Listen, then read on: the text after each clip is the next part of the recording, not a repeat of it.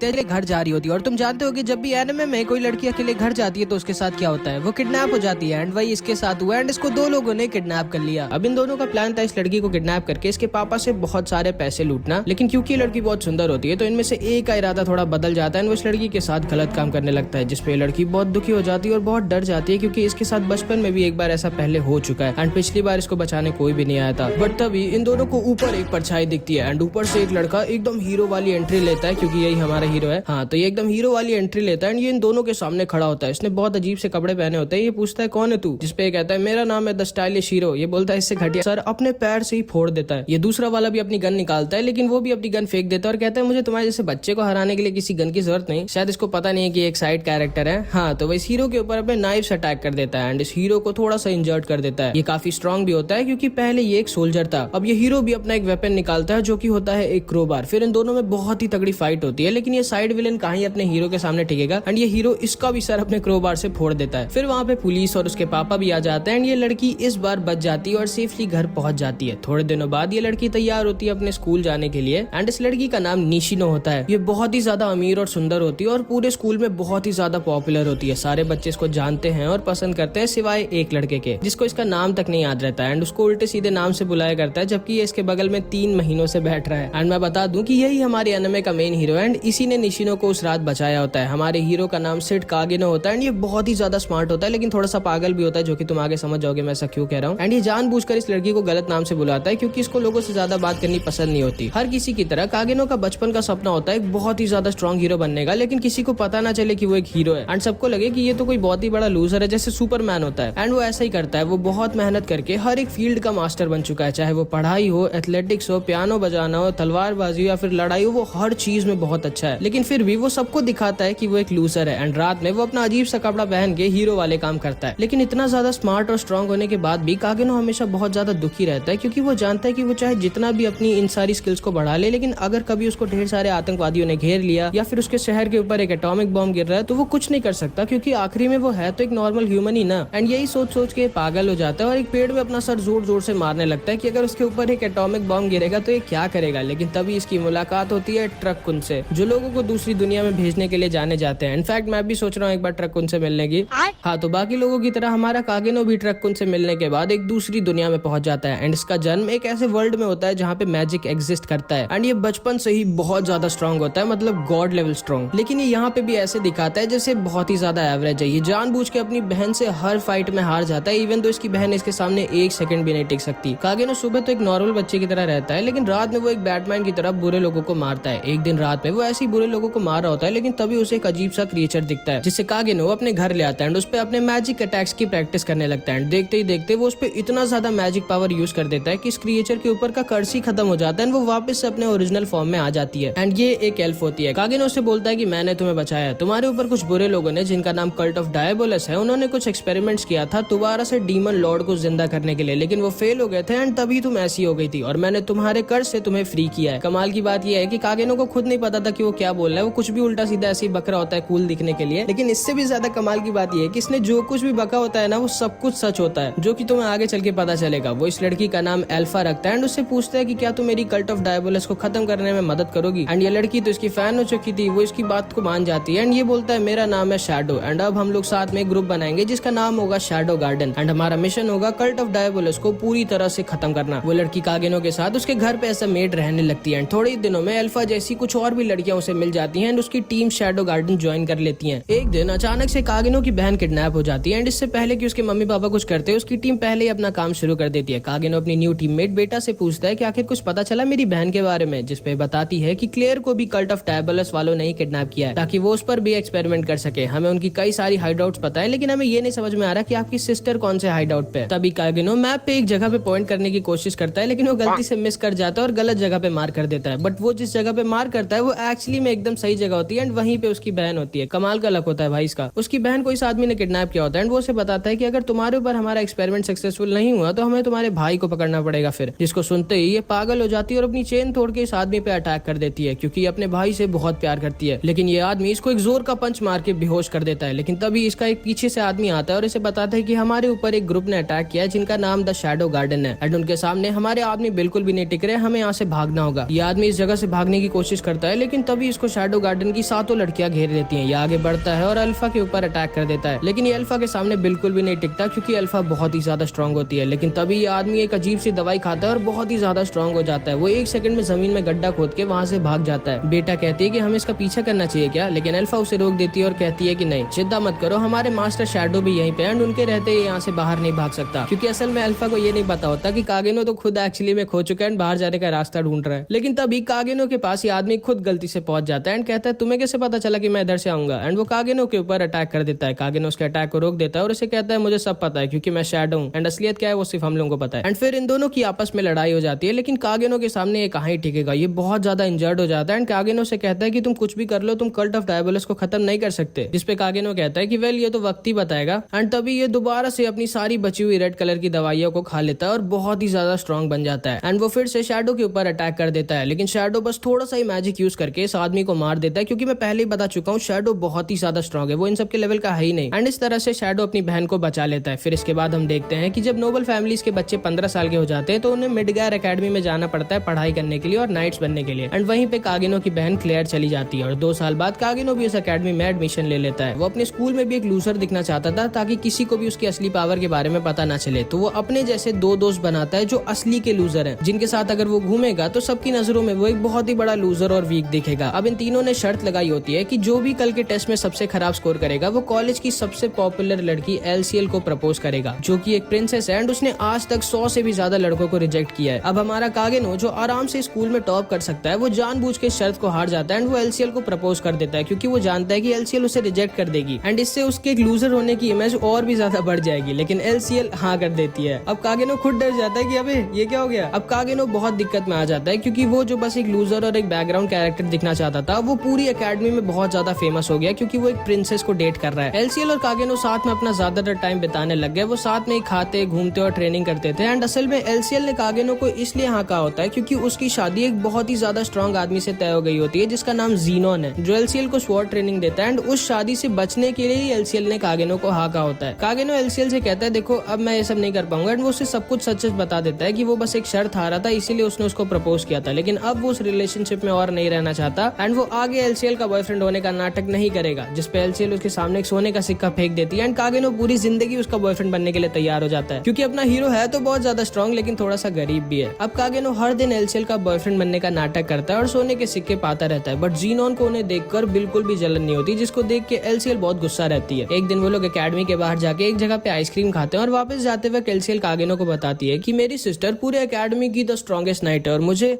तो ढंग से तलवार चलानी भी नहीं आती। एंड फिर बातों बातों में एलसीएल अपनी पूरी सैड बैक स्टोरी कागेनो को बता डालती है, जिसपे कागेनो कहता है अच्छा तू मेरे से कुछ कह रही थी क्या, मैंने सुना नहीं। जिसपे एलसीएल कागेनो पे बहुत ज्यादा गुस्सा हो जाती है और अकेले वहां से चली जाती है। अगले दिन कागेनो और उसके दोस्त एकेडमी जा रहे होते हैं, लेकिन तभी उनको कुछ नाइट्स और जीनोन आके घेर लेते हैं एंड उसे बताते हैं कि तुम ही कल प्रिंसेस एलसीएल के साथ बाहर गए थे एंड तब से अभी तक की एलसीएल घर वापस नहीं लौटी है। अब कागेनो समझ जाता है कि वो बहुत बड़ी दिक्कत में फंस गया है। इधर हम देखते हैं कि एलसीएल को एक पागल साइंटिस्ट ने पकड़ लिया होता है जो कि कल्ट ऑफ डायबोलस का मेंबर है एंड इसने एलसीएल को इसलिए किडनैप किया होता है क्योंकि उसे लगता है कि उसके रॉयल ब्लड से वो डीमन लॉर्ड को जिंदा कर सकता है। एंड उसके बगल में एक इंसान बंधा होता है जिसको इस पागल साइंटिस्ट ने एक्सपेरिमेंट कर करके एक डीमन बना दिया है एंड वो उसको बहुत मारता है और प्रिंसेस एलसीएल का थोड़ा थोड़ा ब्लड उसके अंदर डालता रहता है। अब इधर हम देखते हैं कि कागेनो को जीनोन और उसके साथी बहुत ज्यादा टॉर्चर कर रहे होते हैं, बट कागेनो को तो मजा आ रही होती है क्योंकि उसको टॉर्चर होकर एकदम लूजर बैकग्राउंड कैरेक्टर वाली फीलिंग आ रही होती है। ये लोग कागेनो को 3 दिन तक बहुत गंदा टॉर्चर करते हैं, बट कागेनो उन सबको घंटा कुछ नहीं बताता। फिर वो लोग उसको छोड़ देते हैं और उसके पीछे अपने 2 स्पाई लगा देते हैं जो कागेनो का पीछा करेंगे एंड देखेंगे कि आखिर कहाँ जाता है कागेनो। कागेनो ट्रेन से उतरता है एंड इसके पीछे ये दोनों भी उतरते हैं, बट उन्हें अल्फा संभाल लेती है आके। कागेनो अपने कमरे में होता है और सोच रहा होता है कि आखिर कहाँ हो सकती है एलसीएल। अब हम एलसीएल को देखते हैं जिसकी हालत बहुत खराब हो चुकी है। इस साइंटिस्ट ने इसका बहुत ज्यादा ब्लड निकाल लिया एंड खाने के लिए इसको 3 दिन से बस चावल ही दे रहा है और इसकी सिस्टर आयरिस इसको पागलों की तरह पूरे शहर में ढूंढ रही है। तभी ये साइंटिस्ट एलसीएल के पास भागते भागते आता है और उसे बताता है कि हमारे पास टाइम नहीं है, नाइट्स ने हमें ढूंढ लिया है एंड वो एलसीएल का सारा ब्लड इसके अंदर भरने लगता है। एलसीएल कहती है कि तुम्हें ऐसा नहीं करना चाहिए, लेकिन ये उसकी बात नहीं सुनता और एलसीएल का सारा ब्लड इसके अंदर डाल देता है एंड तभी ये मॉन्स्टर बहुत ज्यादा बड़ा और भयानक हो जाता है। साइंटिस्ट को लगता है कि वो सक्सेसफुल हुआ, लेकिन तभी ये मॉन्स्टर इसको मार देता है एंड एलसीएल की तरफ बढ़ता है। एलसीएल डर जाती है एंड उसे लगता है कि अब तो वो खत्म है, बट तभी ये एलसीएल को आजाद कर देता है एंड उसके बाद वहां से बाहर निकल जाता है और बहुत तबाही मचाने लगता है। नाइट्स उसे रोकने की कोशिश करते हैं, लेकिन ये बहुत ही ज्यादा स्ट्रांग होता है और बार बार रीजनरेट कर ले रहा होता है। बीटा शैडो से मिलने आती है और उसे बताती है कि इस पूरे शहर में बहुत सारे कल्ट ऑफ डायबोलस के हाइड आउट्स हैं एंड बहुत सारे कल्ट कल्ट ऑफ डायबोलिस के मेंबर हैं। हमारा शैडो गार्डन पूरे शहर में कल्ट ऑफ डायबोलिस से लड़ रहा है एंड जो नाइट्स हैं उन्होंने सारे नॉर्मल लोगों को इस शहर से दूर भेज दिया है क्योंकि अचानक से एक बहुत बड़े मॉन्स्टर ने शहर पर अटैक कर दिया एंड हमारे हिसाब से ये मॉन्स्टर भी एक फेल्ड एक्सपेरिमेंट का नतीजा है। शैडो बीटा को एक लेटर देता है और उसे कहता है कि पूरे शैडो गार्डन को इस शहर से बाहर लेके चली जाओ, आज टाइम आ चुका है पूरी दुनिया को दिखाने का कि शैडो गार्डन क्या है। एंड फिर कागेनो वहां से जाने लगता है, लेकिन तभी वहां पे ये दोनों आ जाते हैं जिन्होंने कागेनो को टॉर्चर किया होता है 3 दिनों तक एंड वो उसको प्रिंसेस एल्सियल का एक बूट देते हैं और उसे ही फंसा देते हैं कि तुम्हारे पास अगर प्रिंसेस एल्सियल का बूट है तो प्रिंसेस एल्सियल भी तुम्हारे ही पास है, अब चलो हमारे साथ। कागेनो हंसता है और कहता है ठीक है समझ गया, तो तुम दोनों भी कल्ट ऑफ डायबोलिस के साथ हो। एंड फिर ये लोग इस पर अटैक करने की कोशिश करते हैं, लेकिन कागेनो अपने टॉर्चर का पूरी तरह से इन लोगों से बदला ले लेता है। इधर हम देखते हैं एल्सियल वहां से बाहर निकलने की कोशिश कर रही होती है एंड उसे रास्ते में मिलता है ज़ीनोन, जिससे एल्सियल की शादी तय हुई थी। एल्सियल पूछती है कि तुम यहाँ क्या कर रहे हो, जिसपे एल्सियल को बताता है कि मैं ही तो हूँ जिसने तुम्हें किडनैप करवाया था एंड मैंने ही तुम पर एक्सपेरिमेंट करवाया था ताकि मैं इस डीमन को जिंदा कर सकूं और इसको मार के one of the 12 knights of realm बन सकूं। एल्सियल कहती है कि मुझे यकीन नहीं हो रहा कि तुम एक ट्रेटर हो और तुम पागल हो अगर तुम्हें लगता है कि तुम उस मॉन्स्टर को हरा सकते हो, क्योंकि वो बहुत ही ज्यादा स्ट्रांग है। एंड वैसा ही होता है, ये मॉन्स्टर इतना ज्यादा स्ट्रांग होता है कि इसको कोई भी ह्यूमन मार ही नहीं सकता। सारे डार्क नाइट्स इसको डैमेज देते हैं लेकिन ये बार बार रीजनरेट कर ले रहा होता है। ये अकेले ही बहुत सारे डार्क नाइट्स को मार देता है, लेकिन तभी एल्सियल की बहन आयरिस वहां पे आ जाती है। आयरिस इसे बार बार मार रही होती है जिससे इस मॉन्स्टर को बहुत दर्द हो रहा होता है, लेकिन वो बार बार रीजनरेट कर ले रहा होता है। आयरिस बोलती है कोई नहीं, मैं तुम्हें तब तक मारूंगी जब तक तुम्हारी रीजनरेशन की एबिलिटी खत्म नहीं हो जाती। एंड वो इस मॉन्स्टर को कुछ ज्यादा ही बुरी तरह से मारने लगती है एंड इस मॉन्स्टर को बहुत ज्यादा दर्द हो रहा होता है, लेकिन तभी वहां पे अल्फा आ जाती है एंड आयरिस से बोलती है कि तुम्हें समझ में नहीं आता तुम इस बेचारी को कितना दर्द दे रही हो। आयरिस बोलती है तो मैं क्या करूं, ऐसे तो ये पूरे शहर को तबाह कर देगा। एंड तभी अल्फा हवा में उड़ती है एंड इस मॉन्स्टर के ऊपर इतना ज्यादा स्ट्रॉन्ग मैजिकल अटैक यूज करती है कि उसके ऊपर का कर्ज खत्म हो जाता है। आयरिस ये देख के शॉक्ड रह जाती है कि आखिर कौन है ये लड़की जो इतनी स्ट्रॉन्ग है जिसने एक अटैक में इस मॉन्स्टर को खत्म कर दिया। एंड इसको लेके अल्फा वहां से गायब हो जाती है एंड आयरिस दोबारा से अपनी बहन को ढूंढने लगती है। इधर हम देखते हैं एल्सियल गुस्से में ज़ीनोन पर अटैक कर रही होती है, लेकिन क्योंकि ज़ीनोन बहुत स्ट्रॉन्ग होता है तो एल्सियल को एक ही बार में हरा देता है और उसे कहता है कि अगर तुम्हारी सिस्टर इतनी स्ट्रॉन्ग ना होती तो मैं उसी को लेता, बट मे भी शायद मुझे तुम्हारे ब्लड से ही काम चलाना पड़ेगा। एल्सियल बहुत दुखी हो जाती है और सोचती है कि अब वो कुछ नहीं कर सकती, लेकिन तभी पीछे से एक गाना बजने लगता है एंड पीछे से शैडो आ रहा होता है। असल में इसको बहुत हीरोइक एंट्रेंस लेना पसंद होता है तो ये खुद ही गाना बजा के आता है पीछे से। ज़ीनोन कहता है कि ये गाना कहाँ से बज रहा है। शैडो वहाँ पे आता है और कहता है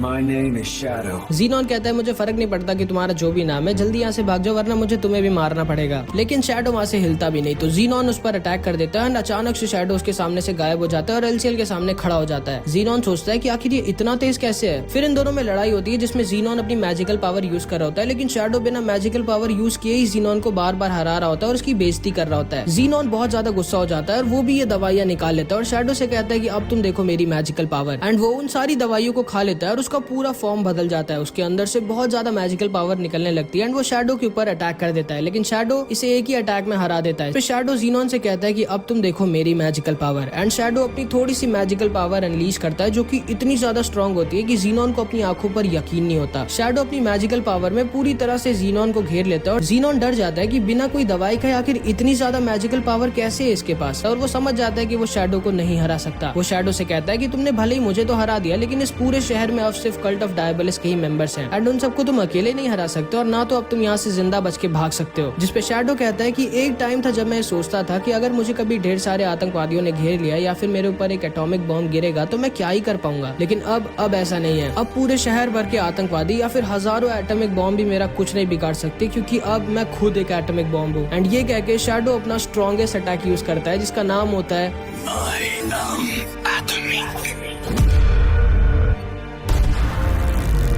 एंड शैडो इस अटैक से ज़ीनोन के साथ साथ उस पूरे शहर को भी उड़ा देता है। सारे कल्ट ऑफ डायबोलिस के हाइड आउट, सारे मेंबर्स सब गए, पूरा शहर ही गया। शैडो गार्डन शहर के बाहर से ये सब देख रहे होते हैं एंड आयरिस उधर ही के साइड भागती है क्योंकि उसकी बहन भी उधर ही थी। मे भी उसको पता नहीं था शायद कि उसकी बहन अब गायब हो चुकी है शैडो के ब्लास्ट में। इस एनिमे में आगे क्या हुआ वो हम नेक्स्ट पार्ट में देखेंगे, जो कि मैं तुरंत ही अपलोड कर दूंगा जैसे इस वीडियो पे 50 कमेंट्स आ जाएंगे। तो कुछ भी कमेंट जरूर से कर देना एंड अगर तुमको ऐसी हिंदी एनिमे स्टोरीज देखना पसंद है तो हमारे चैनल एनिमेडी को सब्सक्राइब भी कर देना। तो बस इस वीडियो में इतना ही, मिलते हैं अगले हफ्ते।